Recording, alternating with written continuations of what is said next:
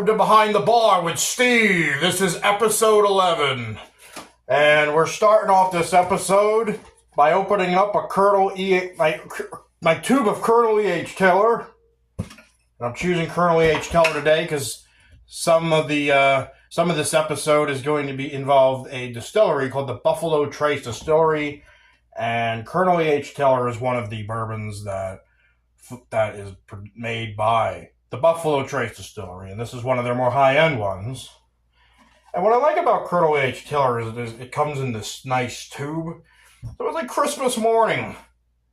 When you drink this bourbon, it's like Christmas morning. You get to open it up and take out what's inside. And you take out this nice bottle. This really nice bottle. And we're going to be drinking some of this because some of today's episode will be talking a little bit about Buffalo Trace. It's just a small part of the episode.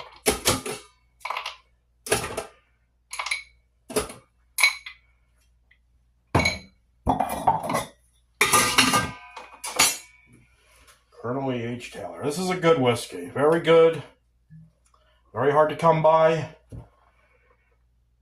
This is one you won't be seeing at a fine wine and good spirits all the time. Speaking of fine wine and good spirits, today's episode is about fine wine and good spirits. Some people don't know what that is. If you're in Pennsylvania, you know what that is. If you're not in Pennsylvania, you might not know what that is. But it might relate to you in some way.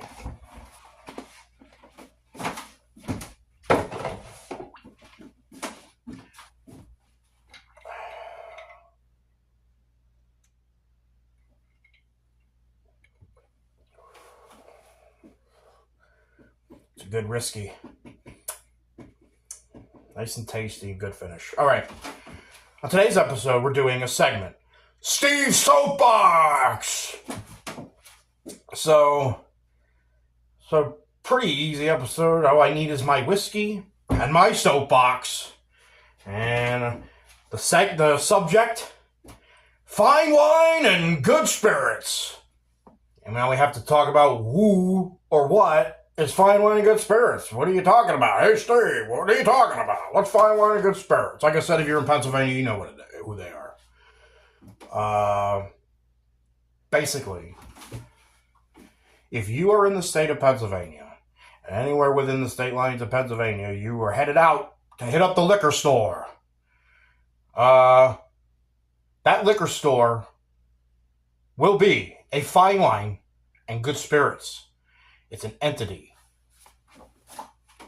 What exactly is it? It's not a corporation. Fine wine and good spirits is a state-ran liquor store, and not just one. Thousands of them, statewide. And like I said, anytime you go to a fine wine and good spirits, every time you go to the liquor store, it will be a fine wine and good spirits owned by the state. And so it's not a corporation. It's a state-ran wine and spirits retail outlet that is completely owned, controlled, operated, regulated by the Pennsylvania Liquor Control Board. So now that I've defined what fine wine and good spirits is, so if you're not in the state of Pennsylvania, you might be in a state that does have state-ran liquor store, like the state runs the liquor stores in the state. And you might know that that type of entity, it's not all good. There's pros and cons. And if you're in Pennsylvania, you know what fine wine and good spirits is, but you might be thinking like, hey, Steve, what's so wrong with them? It's just they have some big liquor stores. They're all over the place. They're full with liquor. That's actually kind of the problem with them. They're too big for their britches. because they're so big, it sometimes creates shortages on certain products. And the reason we're on Steve's Soapbox today is because I'll admit there are pros to having the state run the liquor stores. There's certain regulation that they're taking part in. Like one thing fine wine and good spirits can do when it comes to what is a pro of theirs is that they can regulate prices. So the things they do have, they make sure that they're not overcharging for them. That is some things that is good about them, and they do have big liquor stores with a lot of liquor. But that's not why we're on Steve's Soapbox. We're on Steve's Soapbox to look at their cons, their negatives, and there's a lot of them. There's glaring insufficiencies. There's shortcomings. And we need to look at those. And now, I'm not going to make this all about Buffalo Trace products.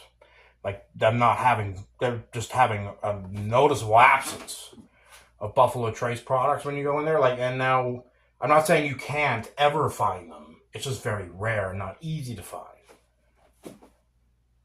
Sometimes you want to just hit up the liquor store. You're out, doing your errands. You want to hit up the liquor store, get some bottles. At any, a random point of the day, like in the afternoon or in the evening, you go to the liquor store, you're probably not going to find Buffalo Trace products ever. There's a whole game you got to play with the fine wine and good spirits, and there's this whole rigmarole. So now we talk about what fine wine and good spirits is. Fine wine and good spirits, I'm on your ass today.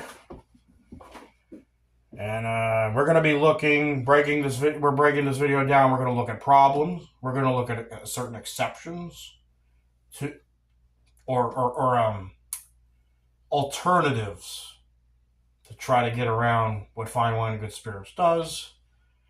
And finally, maybe talk about some solutions. What could they do to fix some of their problems? And that's what we'll be doing on today's episode. So I will be making mentions of Buffalo Trace products as I talk about their insufficiencies. But it's important to note that this isn't just about Buffalo Trace. It's not, hey, Steve, are you just mad they never have what you're looking for? It's a whole problem across the whole state, whole communities of people, for a multitude of different liquors. And there's just noticeable absences. They're nowhere to be found. There's other whiskeys, other bourbons. There's tequilas. There's Irish whiskeys, scotches. So it's not just about bourbon, and it's just not just about Buffalo Trace. Here's an example. Jack Daniel's, Tennessee whiskey. They're trying to come out, they've been coming out with high-aged whiskeys. 10-year, 12-year, 14-year. You think anybody sees these things here in Pennsylvania? You think people just check out the liquor store and are like, oh, I wonder if I'm going to get some Jack Daniel's 14-year today? You might. Maybe at 9 o'clock in the morning on a Tuesday. You're standing around the liquor store for 4 hours waiting to try to find some Jack Daniel's 14, some Buffalo Trace, some Eagle Rare, particular scotch you might be looking for, maybe Blue Label. Johnny Walker Blue Label isn't always available, and it's expensive as hell on top of that. It's a multitude of examples. That's the point here. It's a lot of different liquors it happens with. These little shortages, and it's created by and it's created by fine wine and good spirits, not the distilleries. It's important to note that.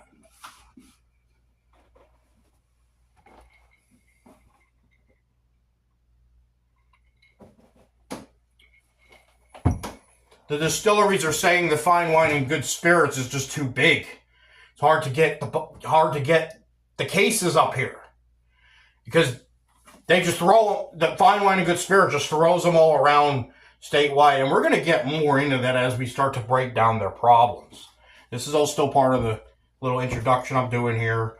So the big announcement here, as it relates to Buffalo Trace. That's why I'm talking about Buffalo Trace here.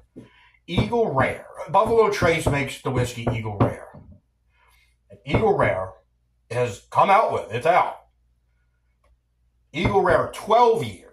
Now, traditionally, they'll do the regular Eagle Rare, which is like a 7 year. They do a 10 year, very popular. They do a 25 year, a mega bourbon. It's 5 figures to buy it. And the very rare, and the Eagle Very Rare, another one. Comes in a fancy, crazy fancy decanter, 5 figures. I think the 25 year, it might be a little under 5 figures, but then the Eagle Very Rare is over 5 figures. So you're looking at spending thousands of dollars on a bottle of bourbon. But we're specifically, we got to talk about this Eagle Rare 12 year. This is a big announcement. This is a new release. We're putting something new, things we've been aging for 12 years out there now. Big release. And my problem is I have a feeling. I have more than a feeling. It's more than a feeling, more than a feeling. Fine wine and good spirits is going to screw it up. Like they always do. With all the Buffalo Trace's releases. They've been doing it for years. Go to the liquor store. Where's my Buffalo Trace? Where is it? You got to play games with them. It's all part of the problem. We're going to go into the problems. We're going to go into the fine wine and good spirits game. So that's what we'll be doing. We will be back on Behind the Bar with Steve.